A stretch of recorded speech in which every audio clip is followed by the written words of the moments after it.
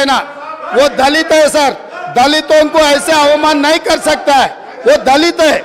दलित को एमआईएम मुसलमान लोग मिलके उनको बेइज्जती करना भी ठीक नहीं है सर। ये देखकर एमआईएम सोचकर अगर उन मेंबर्स को पोडियम में भेजना नहीं भेजना उनके लीडर का जिम्मेदारी है सर। और रहा सर, अब इतना सारे ओल्ड सिटी में डेवलपमेंट हुआ ना सर, मैं यहाँ पर ट्रांसमिशन लॉसेस के बारे में मैं ये हाउस के सामने गवर्नमेंट डॉक्यूमेंट्स में रखना चाहता हूँ।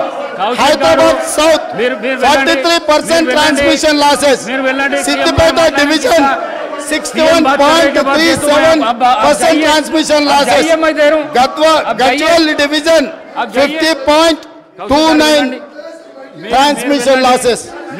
స్పీకర్ సార్, విద్యుత్ సరఫరాలో బిల్లుల వసూలులో ఈ రోజు హరీష్ రావు గారు బాధ్యత వహిస్తున్న సిద్దిపేటలో 61.37% అధ్యక్ష, గజ్వెల్ మాజీ ముఖ్యమంత్రి గారు ప్రాతినిధ్యం వహిస్తున్న శాసనసభ నియోజకవర్గంలో 50.29 ట్రాన్స్మిషన్ లాసెస్।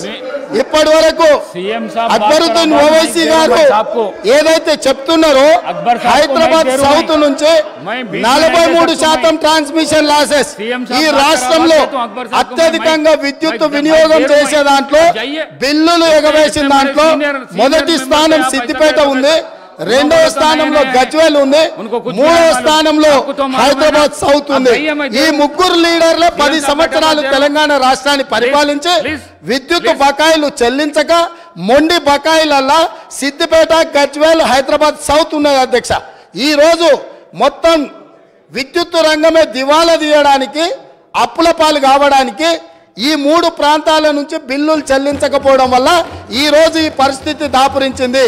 నేను ఇప్పుడు మీ ద్వారా సభ్యులను నేను అడుగుతున్నా అధ్యక్ష, ఇన్ని పెండింగ్ బకాయిలు ఉన్నాయి, ఇంత బాధ్యతతో మాట్లాడినా, ఇంత డేటా తీసుకొని మాట్లాడినా అక్బరుద్దీన్ ఓవైసీ గారు ఎస్ మా ప్రాంతాల నుంచి బిల్లు చెల్లింపుల్లో బకాయిలు ఉన్నాయి, నేను హరీష్ రావు గారు అదేవిధంగా చంద్రశేఖరరావు గారు బాధ్యత తీసుకొని ఈ బిల్లులు చెల్లిస్తామని ఎందుకు ముందుకు రాలేదు సార్?